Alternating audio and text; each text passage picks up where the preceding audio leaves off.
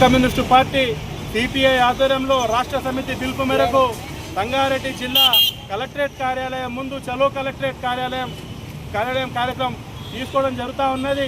మనందరికీ తెలుసు, రాష్ట్ర ప్రభుత్వం అధికారంలోకి రాకముందు చెప్పినటువంటి మాటనే పొజిషన్లో ఉన్న వారికి పట్టా సర్టిఫికెట్లు ఇస్తామని చెప్పేసి హామీ ఇచ్చినటువంటి రాష్ట్ర ప్రభుత్వం మరి ఈరోజు గద్దెనకి దాదాపు 2.5 సంవత్సరాలు అవుతా ఉన్నాయి. అయినప్పటికీ ఈరోజు ఎక్కడ కూడా పట్టా సర్టిఫికేట్లు ఇవ్వనటువంటి దాఖలు ఎక్కడ లేవు. సదాశివపేటలో గత 9 సంవత్సరాల నుంచి పొజిషన్లో ఉన్నారు.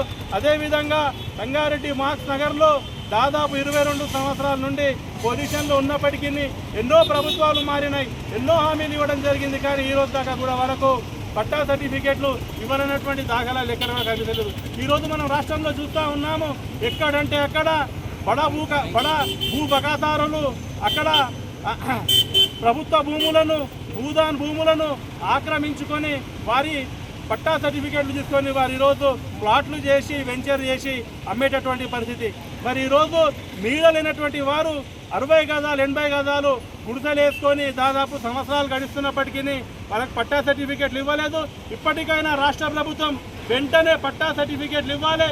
ఇవ్వని పక్షంలో రాబోయేటువంటి రోజుల్లో పెద్ద ఎత్తున ఆందోళన చేస్తామని చెప్పేసి రాష్ట్ర ప్రభుత్వాన్ని హెచ్చరిస్తా ఉన్నాము. సాక్షాత్తు ముఖ్యమంత్రి గారే చెప్పినటువంటి మాటలు ఇవి. కమ్యూనిస్టు పార్టీలు అధికారంలోకి వస్తాయా రావా తెలివే, కానీ ఎవరినైనా అధికారంలో దించాలంటే కమ్యూనిస్టు పార్టీలు తప్పితే ఇంకే పార్టీల పని చేయలేవని చెప్పేసి సాక్షాత్తు ముఖ్యమంత్రి రేవంత్ రెడ్డి గారు చెప్పారు. మరి మనందరికీ తెలుసు, కరెంటు ఉద్యమం జరిగింది, కేవలం కమ్యూనిస్టు పార్టీలు మాత్రమే ఉద్యమం చేశాయి. టీఆర్ఎస్ ప్రభుత్వాన్ని గద్దె దించినటువంటి కమ్యూనిస్టు పార్టీలు మరి ఈరోజు నువ్వు పట్టా సర్టిఫికేట్లు ఇవ్వకపోతే నిన్ను కూడా ఖచ్చితంగా గద్దె దించుతామని చెప్పేసి సందర్భంగా హెచ్చరిస్తా ఉన్నాం comrade. Hi, this is Swati Dikshit. Please subscribe to SKS Fly TV.